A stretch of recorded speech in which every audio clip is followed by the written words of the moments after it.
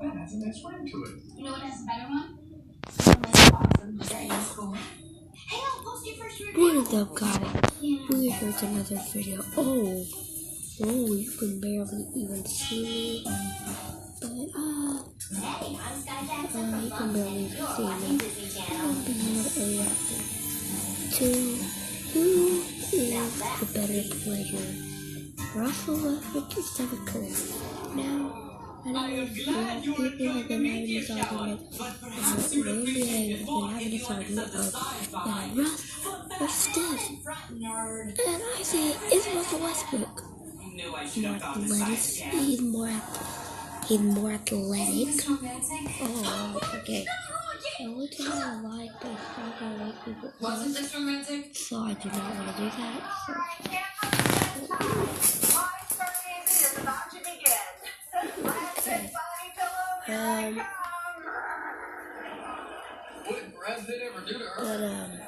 You heard the woman. The schedule says lights out in 5. Let's move. But at your own pace. Life isn't a race. It's a journey. Let's see who's better. Man, I should write this stuff down. Let's go. And Stephen Curry, the two most electrifying players in their position. While some would include Chris Paul, we ain't doing that just for titles purposes. While Steph Curry is easily the more accomplished out of the two, there's been a lot of debate recently on who the better player really is, largely due to how dominant Westbrook was in the Western Conference Finals last season compared to Stephen Curry. But I feel like the hate on Curry now is just getting out of hand, to the point where people are discrediting it. We are here to compare the two players once and for all, with no bias, no in-the-moment factor, no nothing. We will be keeping the score using the Legend of Winning style score system. So, if y'all haven't checked out his LeBron versus MJ, we'll add them up in the end to see who had. Now, enough of this jibber-jabbering. Let's get right into it. Defense. Okay, let's start off with Russell Westbrook. Russell Westbrook's defense is a little bit suspect. While yes, he has the physical attributes to become a good defender, being able to guard point guards, shooting guards, and some small forwards, based on his physique alone, his defensive awareness is what's holding him back. He tends to gamble too much for steals, leaving his man wide open, which would cause a guy like Robertson to switch to Westbrook's man, leaving Robertson's man wide open, etc., etc. But it's not like he never gets the steal, as he averaged 2 steals per game last year, 5th in the league. He also ranked 32nd overall in defensive ratings last year, which yes, you can say that statistically he's a top 40 defender in the league, but that also means that according to the stat, he's a win-all. I'll give Russell Westbrook a 6 out of 10. Now let's move on to Steph Curry. Steph is the opposite of Westbrook defensively, where he lacks all the physical tools, but has good defensive awareness. In terms of steals, Steph led the league in steals per game last season, meaning that when he did gamble, he was more successful at it, or he knew when to gamble. In terms of defensive rating, Curry ranked 25th in the league, tied with Chris Paul and ahead of Russell Westbrook, but personally, I wouldn't think of the stat too much because it has LeBron James ranked 24th, and we all know that LeBron James is a top 5 defender in the league, but it's still something to point out.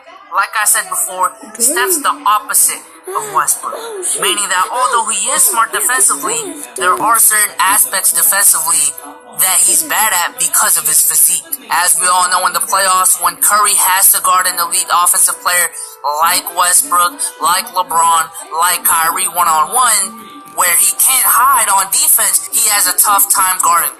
Now, no one can really guard a guy like Russell Westbrook or a Kyrie, but in a one-on-one situation, I'd rather have someone else guarding them. While with Westbrook, yes, he might gamble, but there's still a chance he might play good defense. But with Curry, it doesn't matter if he gambles or not, he'd still probably be abused. All in all, I'd give Steph a 6 out of 10 as well. Scoring.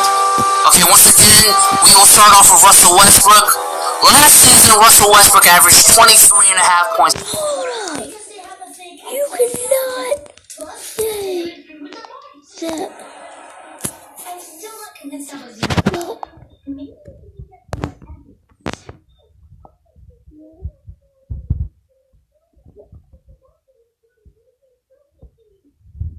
per game.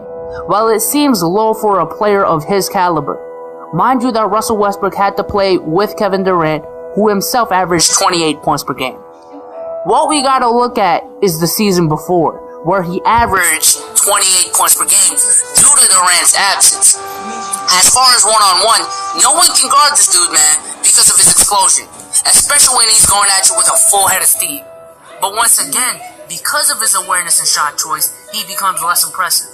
Looking at his three-point percentage from last season, he shot below 30% and hasn't shot that well in his career as a whole, hovering around this range throughout his career. While some might say this is due to most of them being last-second shots, well, he's the reason why they might be last-second shots. Most of his shots come down to the last second because he holds the ball too long. No. He has a field goal percentage of 46% for his whole career, while averaging 17 shots a game for his whole career. But his efficiency was third overall last year, so there's that. Essentially, what I'm trying to say here is that the only guy who can stop Russell Westbrook on offense is himself. And it just happens a little bit too much. So, I'm going to give Russell Westbrook a 7 out of 10. Next, we got Stephen Curry. Look, man, I'm going to say it right here. Skip through this. We already know he's going to get it. Jay Jordan. Like, this dude was literally just happened to be in the finals. Let's not forget about all the other look at it as a career.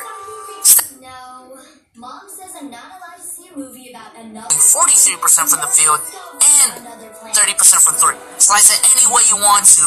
Steph is a better scorer than Westbrook. So I'm going to give Stephen Curry a 9 out of 10. Passing. Once again, we will start off with Russell Westbrook. Westbrook's passing has actually improved a lot throughout his career. From his rookie season to now, he has doubled his assists per game. While once we were criticizing him for holding the ball too much through the years, he has definitely improved, becoming one of the best passers in the league. While in my opinion, he still does hold the ball too much, now he uses it to set up teammates for an easy bucket, while before he would just hold it to score and just hope for the best. Like all of his attributes so far, his awareness is what's holding him back. This guy ranks second overall in turnovers per game with 4.3 turnovers per game. To put that in perspective, Russell Westbrook takes up a fourth of the team's total turnovers per game. So I'm going to give Russell Westbrook a 7 out of 10. Let's move on to Stephen Curry. Steph isn't primarily a passer, but that doesn't exclude him from this category. Steph averaged 6.7 assists per game last year with 3 turnovers per game. Now, although he does have less turnovers per game, 3 turnovers is still 3 turnovers, which was 10th in the league last year, and it would be okay if he made up for it with 10 assists like Russell Westbrook did, but he didn't. Also, his decision-making isn't good as well. While Russ throws the wrong passes at the wrong time, Steph just tries to be flashy. Essentially, Steph and Russ have the same qualities as a passer, but because Russ averaged more assists, I give him the edge, so I will give Stephen Curry a 6 out of 10. Rebounding. Once again, we will start off with Russell Westbrook. In his first 4 seasons, Russell Westbrook averaged around 5 rebounds per game, which is already good in itself. Let's move on to Stephen Curry. Okay, there's not a lot to say here. Steph's pretty good at rebounding, given his frame and his play style, ranking 3rd overall in rebounds per game in this position at 5.4. I'm going to give Steph a 7 out of 10, which may seem kind of high, but given his size, given his play style, and how he's 3rd in rebounds per game in his position, and considering his overall role as a team and how he's still averaging 5 rebounds per game, I would say he's slightly above average when it comes to rebounding, but definitely still not on Westbrook's level. Accomplishments. Now, in terms of accomplishments, in my opinion, Russ may come a little short due to Kevin Durant being on the team. We're never going to know how many awards Russ would have won if KD wasn't holding him back. So I will consider that when scoring him for accomplishments. All in all, Russ is a 5-time All-Star, 2-time All-Star Game MVP, a 5-time member of the All-NBA teams, been to the finals once, and is an NBA scoring champion. He was also part of the 2012 Olympic team in London. Given the fact that once again KD was holding him back, and the fact that he's living the point guard era, I'm going to give Russell Westbrook a 7 out of 10. Let's move on to NBA history. 3-time All-Star, 3-time member of the All-NBA team, scoring champion, steals champion, member of the 50-40-90 club, and the leader of the best regular season team in NBA history, I'm gonna give Steph a 9 out of 10. Intangibles. Okay, before I go on with each player, let me just say that this is probably the hardest to judge. So what I'm gonna do is have 5 mini categories, each worth 2 points, and I'm not gonna go on a tangent about each criteria because it would just take too long. The 5 categories are clutchness, killer instinct, leadership, mental toughness, and hustle. So let's first start off with Russell Westbrook. Clutchness, I have him at a 1.25. Killer instinct, I have him at a 2. Leadership at 1.75. And mental toughness and hustle both at 2, with a total of 9 for intangibles. For Steph Curry, clutchness is at a 1.75. Killer instinct is at a 1.5. Leadership is at a 1.75. Mental toughness is at a 1.5. And hustle is also at a 1.5, with a total of 8. Okay, so that rounds up all the categories. Now let's add them up. For defense, both Curry and Westbrook got a 6. For scoring, Westbrook comes out with a 7 while Curry gets a 9.